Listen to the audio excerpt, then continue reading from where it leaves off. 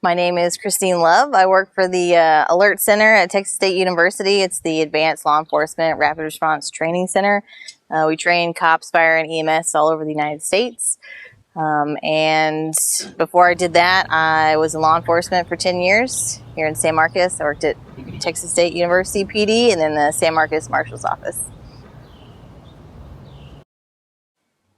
So right now I coordinate all of our classes all over the United States. So we have a cadre of instructors that come in, and we're all grant funded. So we pay for them to go to agencies all over the United States and teach them about active shooter response, medical response during active shooter events or other emergencies. We do a lot with tourniquets, chest seals, things like that. And just teaching people to think outside the box on how to deal with large situations, not even just purely active shooter, but large, we just had the explosion in Beirut, things like that. Think outside the box whenever your resources are completely shot and you have to really do what you can do.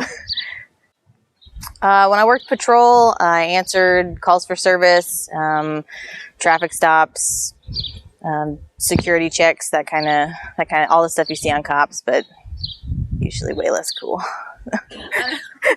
Just kidding. I'm just kidding.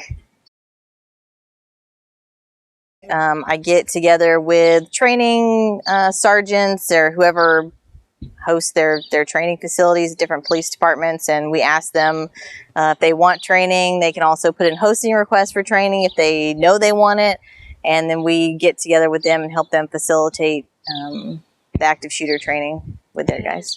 A typical day when I was a police officer really depended on the day. You can't ever really predict what's going to happen in a day. You never know if it's going to be a mundane day where everybody's following the law, or if it's going to be a day that's just total chaos and there's just going to be a lot going on. So typically, we have traffic stops that we'll do. If there's no calls coming in, if there are calls coming in, then I go to those calls, deal with them, write reports. Attribute, skills, and knowledge. Well, you have to be a problem solver. I think we're always tasked with dealing with all the problems that people don't know how to deal with. That's why they call 911. They're usually not calling 911 because they're having a good day. So you may need to be a marriage counselor. You may need to be a role model. You may need to be a teacher. You gotta do a lot of different things within a day. So it's just really thinking outside the box and using all of your skills, because you never know what you're going to come up with. So different training that I've done in the past. Obviously, we have firearms training. I was sent through EMT school, so I'm also EMT basic, and that has really helped with Alert because we're trying to get past the initial neutralizing a suspect aspect of active shooter. We want to stop the killing, and the easiest way to do that is to stop the bad guy, but it doesn't end there. Obviously, he or she has done some damage, so we're trying to help cops realize that they need to carry tourniquets and that they need to have basic medicine, and they need to know how to do direct pressure, and they need to know how to move people to get them to ambulances, to get them to higher care quicker, because that's how you save lives. What does geography mean to me? I think when I started at the geography department, I was a little bit of a late bloomer. I didn't do undergrad geography, so I came in already as a graduate student. And for me, I thought, it was maps and, the capitals and the states and things like that. And as I got into it, I realized that you can use geography for anything. I do crime studies. I've gotten with the local people at the PD, and we put together statistics on different types of crime here, but then other people do hydrology, and the other people look at migration and population. You can do anything with geography. I think that's what really got me into it.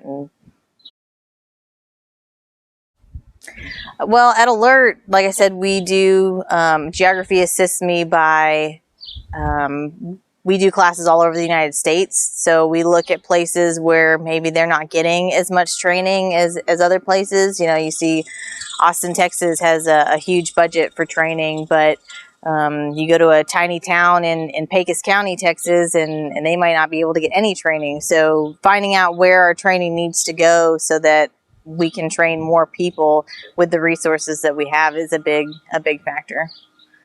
When I was patrolling, geography assisted me really just every day. Every call you go to, it's a new location. When I worked for the marshal's office, you know, we do a lot on the rivers with people, and when people are lost, they don't know where they are. You have to use landmarks, and sometimes you have to ping their phones and try and track them down and figure out where they are. So we're always using location services to deal with calls. I think for some agencies, the agencies I worked at were a small enough community that I think most of the police officers know where the issues are. But when you get to bigger agencies, you know, Austin, Dallas, you know, you go out to California or New York, NYPD, I think they're all using statistics to figure out, you know, where their hot spots are that they need, and that helps them because they may have, you know, 15, 20,000 officers out there, and they can't do what we can do here in smaller communities. Yeah, you always have to use spatial awareness and geographic knowledge. You know, there's a lot of places here in San Marcos, particularly, you know, they're one-way streets and there are different detours, and we all know on campus there's a lot of different ways you think you can get somewhere, and there's a lot of dead ends that you can't get there. So you definitely need to know your different options and need to know how to maneuver traffic. You have to maneuver construction. You got to keep up with it every day. What geography courses I took, I really feel like all of them helped. I mean, knowing the nature and philosophy of geography, you know, that was really the first class that I took, and just knowing the background of where people had come from. And one of the papers that I wrote was the history of crime statistics. So I got to learn really how far we had come in our knowledge on how to study crime. Population geography was another good one. You know, that was just the study of people and what they do. And when you're a police officer, that's what you're dealing with is people. So that was a really great class. All the statistics classes, GIS, you know, that really gave me the technical side of what I wanted to get into. So.